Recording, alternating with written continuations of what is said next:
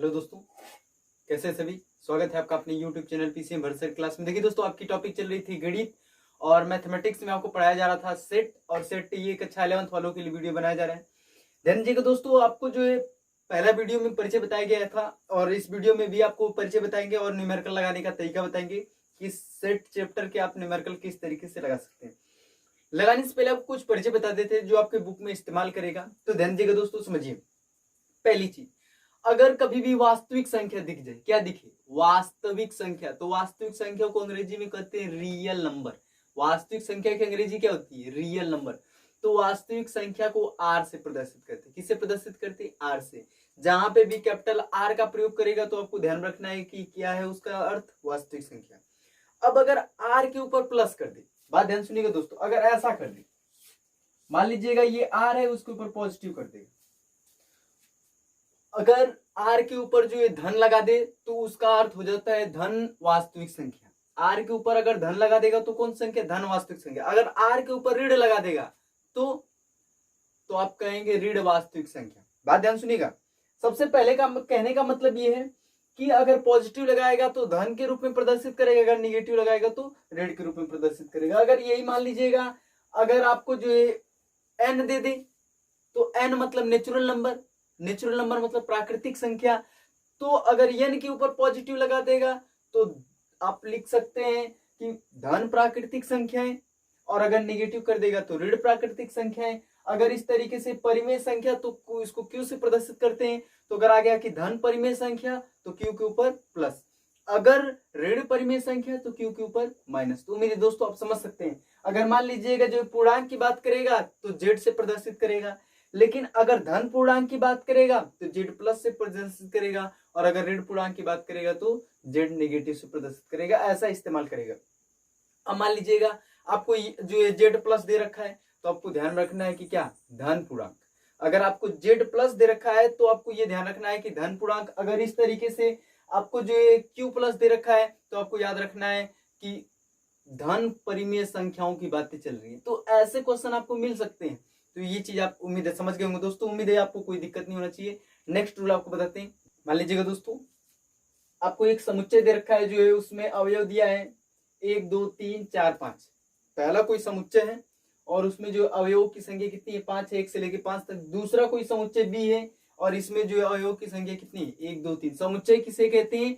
First video में आपको बताया गया कि किसी वस्तु के जो ये सुपरिभाषित समूह को क्या कहते हैं? समुच्चय। ऐसा कोई समूह हो जिसके उससे पूरे अवयवों की गणना कर सके तो ऐसे समूह को क्या कहते थे? समुच्चय। पीछे आपको बताया गया है, उस वीडियो को देख लीजिएगा।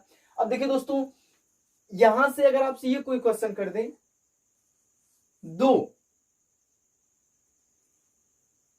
इसके अंतर्गत दिख रहा है, दो एक अवयव है किसका? ए का। दो जो है वो एक अवयव है किसका? ए का। तो आप लिखेंगे इस तरीके से कि दो एलिमेंट है किसका? ए का। दो जो है वो एलिमेंट है ए का, या दो जो है वो बिलोंग करता है किसमें? ए में। तो आप इस तरीके से कह सकते हैं कि 2 इज एलिमेंट ऑफ ए, या 2 बिलोंग ए। आप कोई भी वर्ड दे सकते हैं, या 2 एप्सिलॉन ऑफ ए। ये तो एप्सिलॉन एक प्रतीक है, लेकिन इसको कहते क्या है? बिलोंग कर रहा है या इसका अवयव है। तो ध्यान सुनिएगा, 2 ए का अवयव है तो इस तरीके से रिप्रेजेंट करेंगे 2 बिलोंग ए, या 2 इज एलिमेंट ऑफ ए। अगर मान लीजिएगा ऐसा क्वेश्चन कर दिया जाए 6 डॉट डॉट डॉट ए, तो इसमें 6 कहीं दिख रहा है? नहीं दिख रहा है। तो इसलिए यह 6 जो है वो ए का एलिमेंट नहीं होगा। तो इसलिए आप एलिमेंट का प्रतीक बना करके उसको क्या कर देंगे? काट देंगे। तो ऐसी स्थिति में अगर आपको क्वेश्चन दिख जाएगा भरने वाला तो आप नॉर्मल तरीके से कर सकते हैं। अगर इसमें अवयव होगा तो आप सीधे जो है इस तरीके से कह दीजिएगा कि नहीं, उसमें निवास जो इसका बिलोंग कर रहा है, मतलब ये प्रतीक लगाइएगा। अगर उसमें नहीं होगा तो आप किस प्रतीक का इस्तेमाल करेंगे? एप्सिलॉन लगा करके उसको क्या कर देंगे? काट देंगे।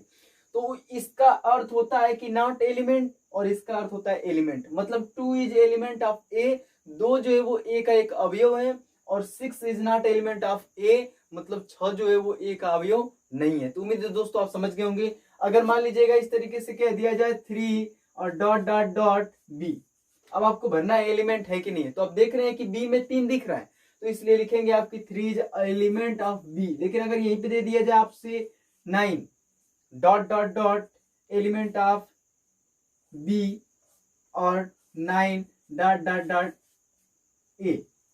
तो आपको भरना है, तो 9 जो है आपको दिख रहा है इसमें, बी में नहीं दिख रहा है, तो इसलिए आप कहेंगे कि बी जो है वो ए का, 9 जो है वो बी का अवयव नहीं है। आप ये बोलेंगे कि 9 is not of element B, आप इस तरीके से बोलेंगे कि 9 is not element of B, और यहां से आप कहेंगे कि 9 जो है वो ए का भी अवयव नहीं है, क्योंकि आप देख रहे हैं कि ए में भी 9 संख्या नहीं दिख रही है, तो इसलिए आप इस तरीके से लिख सकते हैं कि 9 is not a element of A और 9 is not element of B.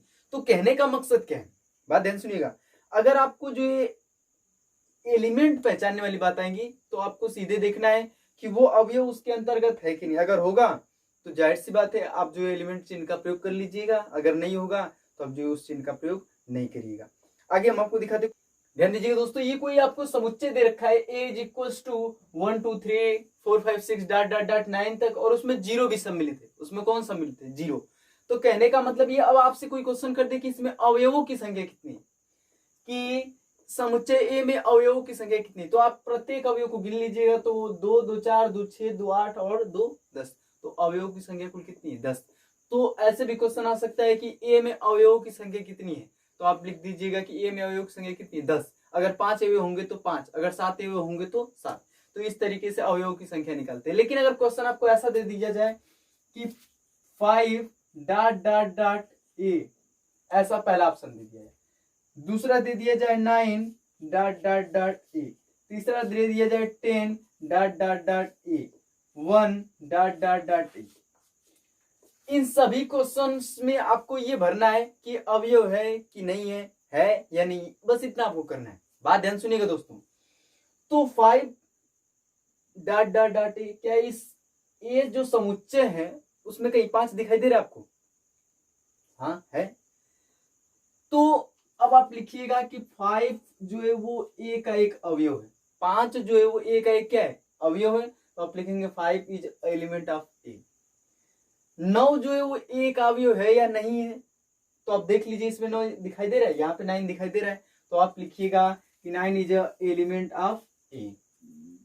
10 dot dot dot ए, 10 ए का अवयव है या नहीं है, तो यहाँ पे आपको बता दें दोस्तों ये शून्य है। तो आप जानते हैं कि जो है 10 इज अ एलिमेंट ऑफ ए, यहाँ पे कहीं आपको 10 दिखाई दे रहा है? नहीं दिखाई दे रहा है, तो आप सीधे लिखेंगे कि अवयव नहीं है। एक अवयव है, हाँ जरूर है, क्यों? क्योंकि दिखाई दे रहा है यहाँ पे। तो इस तरीके से आपको एलिमेंट पहचानना है। तो उम्मीद दोस्तों आपको क्लियर हो गया होगा। अगर आपको जब भी अवयव पहचानने की बात करेगा तो आपको करना सीधा है कि अगर आपको ये दिख जाए, उसके जिसकी भी बात कर रहा है, अगर ये पूरा का पूरा इसके अंतर्गत दिखाई दे रहे हैं तो आपको समझ लेना है कि अवयव है, और अगर दिखाई नहीं दे रहा, उसमें सम्मिलित नहीं है, तो अवयव नहीं है। मतलब जिसकी बात करेगा वो उस समुच्चय के अंतर्गत होना चाहिए, अगर होगा तो अवयव भी होगा, और अगर नहीं मिल रहा है तो अवयव नहीं होगा। तो उम्मीद दोस्तों क्लियर होगा। अब आपको अगला रूल बताते हैं, ध्यान दीजिएगा दोस्तों। अगर किसी भी समुच्चय को जो है रोस्टर रूप में लिखना हो तो आप कैसे व्यक्त करते हैं, ध्यान दीजिएगा, हम आपको बताते हैं। सबसे पहली चीज, रोस्टर रूप में लिखने के लिए मझले कोष्ठक का प्रयोग करते हैं। कभी भी आपको जो रोस्टर रूप को व्यक्त करना हो तो सबसे पहले किस कोष्ठक का इस्तेमाल करिएगा? मझले कोष्ठक का। जो है रोस्टर रूप में व्यक्त करने के लिए जो है हम किस कोष्ठक का प्रयोग करेंगे? मझले कोष्ठक का। और मझले कोष्ठक में एक एक अवयव को लिखते हैं। बात ध्यान सुनिएगा, पहला पॉइंट आपका यही है कि रोस्टर रूप में किसी भी समुच्चय को व्यक्त करने के लिए मझले कोष्ठक का प्रयोग करते हैं। दूसरी चीज, किसी भी अवयव को 2 बार नहीं लिख सकते, 2 बार नहीं लिखा जा सकता। किसी भी अवयव को 2 बार नहीं लिख सकते, मतलब रिपीट नहीं कर सकते। जैसे मान लीजिए आपको जो है, जैसे मान लीजिएगा अगर आपको जो है किसी भी संख्या को व्यक्त करना है, या मान लीजिएगा जो है आपको कोई स्पेलिंग जो लिखना है APPLE, तो आप लिखिएगा APLE। तो इस तरीके से कहने का मतलब क्या है, जहां पर डबल वर्ड उसमें से केवल एक का प्रयोग करेंगे। तीसरी चीज, अलगाव व्यक्त करने के लिए कामा का प्रयोग करते हैं। किसका प्रयोग करते हैं? कामा का। मतलब अगर मान लीजिएगा जैसे ABC 3 वर्ड है, अलग अलग वर्ड है, तो A, B, C इस तरीके से लिखेंगे। कामों के जगह पे आप जो अर्ध जो विराम चिन्हों का भी इस्तेमाल कर सकते हैं। इस तरीके से आप इसका भी इस्तेमाल कर सकते हैं। तो ध्यान दीजिएगा दोस्तों, अगर आपको कभी भी ऐसे क्वेश्चन दिख जाए। ठीक है दोस्तों, अब ये बहुत ही इंपॉर्टेंट पॉइंट आपको बता दें रोस्टर रूप में व्यक्त करने का। कि रोस्टर रूप में किसी भी अवयव को लिखने का कोई निश्चित क्रम नहीं होता है। रोस्टर रूप में किसी भी अवयव को लिखने का कोई क्रम निश्चित नहीं होता है। अब जैसे हम आपको एक क्वेश्चन करके दिखाते हैं। मान लीजिएगा आपको दे दिया जा रहा है स्कूल। सबसे पहली चीज कि जो समुच्चय होता है उसको कैपिटल अक्षरों से प्रदर्शित करते हैं और उसके अवयव को किससे प्रदर्शित करते थे, छोटे जो अक्षरों से। ये आपको फर्स्ट वीडियो में बता दिए गए। तो ये स्कूल आपको दिख रहा है। अगर आपसे पूछ दिया जाए कि इसको रोस्टर रूप में व्यक्त करके दिखाए, रोस्टर के रूप में क्या करिए, व्यक्त करिए, तो सबसे पहले आप किसका इस्तेमाल करिएगा, मझले कोष्ठक का। अब देखिए दोस्तों, हमने कहा था कि प्रत्येक अवयव को आपको लिखना है, तो आपने यस लिख लिया, फिर क्या लिख लिया, सी, फिर क्या लिख लिया, एच। अब क्या दिख रहा है आपको, ओ दिख रहा है, आपने ओ लिख लिया, और एक क्या दिख रहा है, एल। हमने ये भी आपसे बोला कि अगर एक ही अवयव दो बार दिख जाए तो आपको रोस्टर रूप में व्यक्त करने के लिए अवयव को केवल एक ही बार लिखना है। पहली पॉइंट क्लियर हो जानी चाहिए कि जब भी आपको क्वेश्चन दिख जाएगा कि जो ये रोस्टर रूप में व्यक्त करना है, तो आप सबसे पहले अवयव को लिखते समय मझले कोष्ठक का इस्तेमाल करिएगा। उसको जो है अलग अलग प्रदर्शित करने के लिए कामा का या विराम चिन्ह का प्रयोग कर सकते हैं आप इस तरीके से, और इस तरीके से किसी भी अवयव को दोहराना नहीं है। और लास्ट पॉइंट ये कि आप इसको ऐसे भी लिख सकते हैं, मतलब इसमें अवयव का जो है कोई मांग नहीं कि आपको जो है यस से स्टार्ट करना है। आप सी भी लिख सकते हैं, सी, फिर यस लिख सकते हैं, फिर ओ लिख सकते हैं, फिर एच लिख सकते हैं, और लास्ट में क्या लिख सकते हैं, एल। तो जो सेट होता है, सेट में अवयवों के क्रम का कोई महत्व नहीं होता है, आप उसको इधर उधर करके लिख सकते हैं। बस अंतर यही है, आपको किसी भी अवयव को दोबारा नहीं लिखना है। पहली पॉइंट ये है। और दूसरी पॉइंट आपको ये ध्यान रखना है कि इसको किस कोष्ठक में लिखना है, मझले कोष्ठक में इस्तेमाल करना है। तो ये उम्मीद आप कर सकते हैं दोस्तों, कोई दिक्कत नहीं होना चाहिए। ध्यान दीजिएगा दोस्तों, ये कोई आपको समुच्चय दे रखा है कि ए बराबर ELIPHANT, एलिफेंट। ये आपको जो कोई आपको स्पेलिंग दे रखा है और आपसे बोल रहा है कि इस क्वेश्चन को किस रूप में व्यक्त करिए, आप जो रोस्टर रूप में व्यक्त करिए। तो रोस्टर रूप में व्यक्त करने के लिए सबसे पहले आपको क्या करना है, मझले कोष्ठक का इस्तेमाल करना है। अब मान लीजिएगा ई आपने लिख लिया, फिर क्या लिखना है, एल, फिर आ गया ई, और ई आपने एक बार लिख लिया। अवयव को केवल कितनी बार लिखना है, एक बार, दो बार नहीं लिखना है।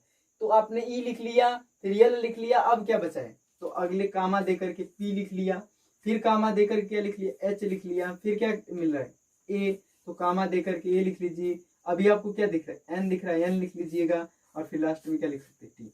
तो उम्मीद है दोस्तों अब आप समझ गए होंगे कि रोस्टर रूप में किस तरीके से व्यक्त किया जाता है। रोस्टर रूप में व्यक्त करने के लिए सबसे पहला पॉइंट आपको ये ध्यान में रखना है, मझले कोष्ठक का इस्तेमाल करना है, और कोई भी अवयव दो बार न लिखा जा सके। समुच्चय को व्यक्त करने के लिए कभी भी किसी अवयव को जो है दो बार नहीं लिखा जा सकता है। तो एक बात आपको और बता दें कि अगर मान लीजिएगा आपको जो है किसी का नाम लिखना है, बात ध्यान सुनिएगा, मान लीजिएगा आपको कोई स्पेलिंग लिखनी है, मान लीजिएगा इस तरीके से आपको जो है ये दे रखा है, और अगर आपसे ये क्वेश्चन कर दिया जाए कि इसको जो है आप समुच्चय के रूप में व्यक्त करके दिखाया, आप जो इसको किस रूप में व्यक्त करिए, समुच्चय के रूप में, वो भी रोस्टर के रूप में, जो है तालिका जो उनका नियम था उस रूप में आप व्यक्त करिए। तो अब आप लिखेंगे कैसे, ध्यान दीजिएगा। इसको लिखने का क्रम आपका क्या बनेगा, कोई भी अवयव दो बार नहीं होना चाहिए। तो सबसे पहले आप लिखिएगा बी, अब दूसरा अवयव लिखना है एच, तो कॉमा का इस्तेमाल करेंगे, फिर एच, फिर इसके बाद ए, फिर इसके बाद आर, और लास्ट में क्या लिखिएगा, टी। तो इस तरीके से BHART ये हो गया गणित के रूप में नाम। तो आप अपना भी नाम गणित के रूप में व्यक्त कर सकते हैं। दुनिया का कोई भी नाम हो आप उसको गणित के रूप में व्यक्त कर सकते हैं। गणित के रूप में भी नाम लिखा जा सकता है, गणित के हिसाब से नाम लिखा जा सकता है। तो BHART ये हो जाता है इसका जो ये समुच्चय के रूप में व्यक्त करना। तो उम्मीद है दोस्तों आप प्रत्येक लोगों का नाम कर लीजिएगा, कम से कम 10 एग्जाम्पल्स कर लीजिएगा। उसमें करना क्या होगा, बस आपको जो मझले कोष्ठक का इस्तेमाल करना है, और एक स्पेलिंग दो बार नहीं होनी चाहिए, एक ही स्पेलिंग जो है केवल एक बार होनी चाहिए, और जो है उसको अलग अलग व्यक्त करने के लिए कामा का प्रयोग करेंगे या विराम चिन्ह का इस्तेमाल कर सकते हैं। एक और क्वेश्चन दिखाते हैं, लास्ट क्वेश्चन है।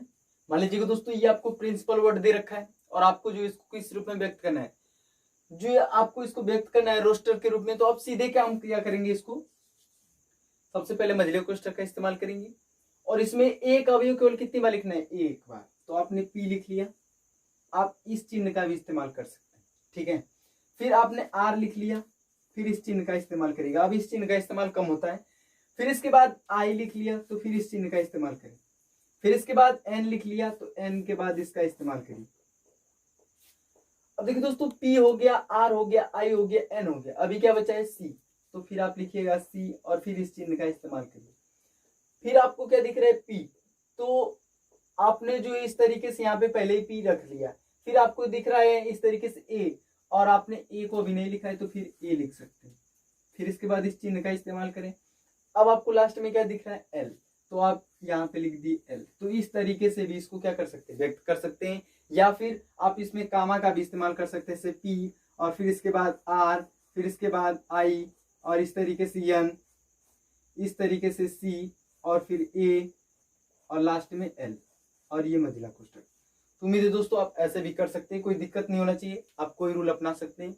तो आज के लिए बस इतना ही, मिलेंगे नेक्स्ट वीडियो में, तब तक के लिए खुदा हाफिज़, सबा खैर, सलाम, नमस्ते।